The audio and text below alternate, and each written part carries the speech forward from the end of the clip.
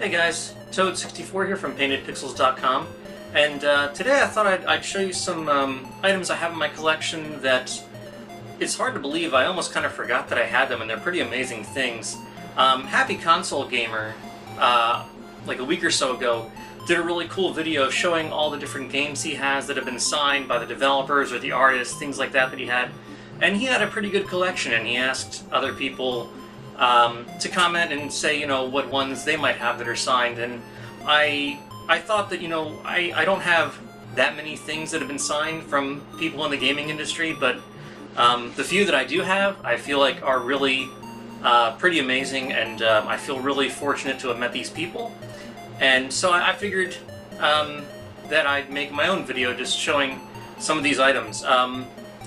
I'll show you the first one that I got signed, which is also the most significant, the most amazing one, the one that I thought would never happen. But back in 2005, Shigeru Miyamoto, the creator of Super Mario Bros., Donkey Kong, Legend of Zelda, the legend himself, he did a signing at Nintendo World in Rockefeller Center in New York, and they only took the first 200 people that were outside the store. And I remember the day before, like, I left work, and I took a train over to New York, got there about 11 o'clock in the evening, and just camped out on the sidewalk in Rockefeller Center in front of the store.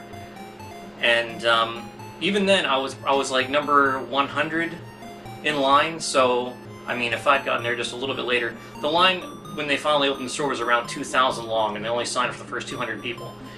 So I got my copy of Super Mario 64 DS signed. I thought this would be a good one to get signed because this way, you know, he signed it on the insert underneath, so I feel like it's kind of protected, you know, by the plastic covering. This was the hardest one to figure out, like, what do I get him to sign? I was like, do I sign, you know, I have Super Mario Bros. On Nintendo, I have my Nintendo, I have, you know, I have Pikmin. I was like, maybe I should get him to sign Pikmin on the GameCube. My copy of Legend of Zelda. There was so many games, I was like, how do you choose which one to get signed? And so I ended up just, this was 2005, and it was September. So the DS had been out for, I think, pretty much exactly a year. So this was only a little less than a year old, or exactly a year old, and so it was the newest thing out by Shigeru Miyamoto. Maybe except, actually Nintendogs was probably the latest title. That's kind of what they were promoting a little bit. He actually had his Nintendog there. You could, I forget what they called it, like, it wasn't Street Pass. Street Pass they amended with 3DS, but it was that idea, like, you'd have your Nintendogs and you could pass with his dog, and it had like a Mario cap on, and it was like a special breed or something. So Nintendogs was the newest game, but this was, you know, still pretty new, and I figured, you know, I have Super Mario 64 on the N64, but this one I had like a nice, I have a box that it was signed and could look nice, and it was still fairly new, so I figured I'd get this one signed. People had lots of crazy things signed. Someone actually brought, like, part of the arcade cabinet to Donkey Kong. There was a lot of NES cartridges. One person tried to get a, was it a PSP or a PlayStation 1 signed, and they actually turned him away. Like, they didn't let him sign that one, so that was kind of funny. So this was the first thing I ever, you know, got signed from a game designer, and this just blew my mind because I never thought, I mean, he doesn't do signings, so the fact that he came and did that was really significant, and it was just amazing, and I got to shake his hand, and it was incredible. So that one's my favorite one. I have a lot of memories, a lot of good memories with that one. The next one was a couple years later, again in New York, and they actually, this was at a GameStop in New York that they had Keiji Inafune, who was the developer for, he was the co-creator of Mega Man, and he's considered the father of Mega Man. He's done every Mega Man game He was there signing for, I think it was one of the spin-offs on the DS, Mega Man Star Force, if I remember right. But I got him to sign my copy of Mega Man Legends for the PlayStation 1.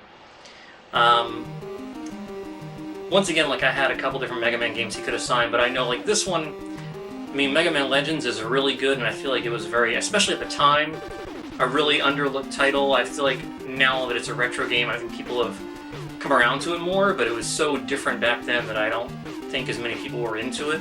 But he's gone on record as saying that this was his favorite Mega Man title. So I knew that going into it, so that's why I got him to sign this one. Like everyone else, I was really looking forward to Mega Man Legends 3 on the 3DS, and was crushed when they canceled that. And so yeah, but this is memory of better times. And this last one, I didn't get a game sign for it because I actually didn't know that this person was going to be at this conference that I was at.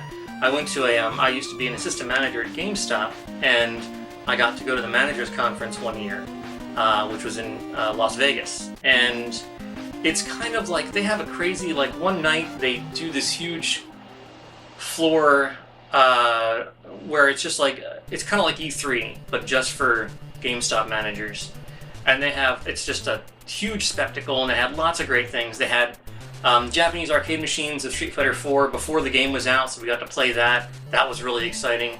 But they had a special guest there. They had Koji Igarashi, who is the father of the modern Castlevania games. He started with Castlevania Symphony of the Night, and he's had a hand in all the 2D Metroidvania-style games since then. So I actually got him to sign this. This is a mini poster of, this is Castlevania Order of Ecclesia, which is what that had just come out at the time, so that's why he was signing these. And I remember it was really cool. He has, like, he had this hat on, and he had a whip with him, and he apparently always carries his whip with him. It's like his thing when he's, you know, doing shows or something like that. He always walks around with his whip, and that was pretty cool. The one regret I have, though, is, like, right across the floor from where he was signing was Charles Martinet, who is the voice of Super Mario and a lot of Mario characters, Mario, Wario, Luigi. They're all Charles Martinet. And he was signing at a different booth, and unfortunately, since I got into the one, I didn't have enough time to get into the other one. They were both getting pretty long. So I'm pleased with the choice that I made, though, because he's a really great, you know, game developer, and the Metroidvania-style games are really amazing. So I was really happy to get that. I was really excited about that. So those are the three that I have. They, like I said, it's just not a huge collection, but it's more than I never thought I would meet these people. It's really amazing.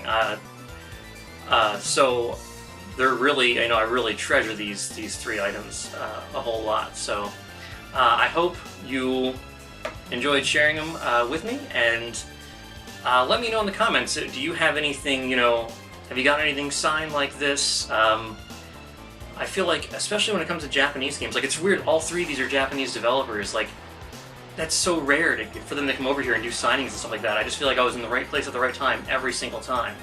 But let me know, like, what games you have, what people in the industry have you met that have been exciting. But thanks so much, guys. Thanks for watching.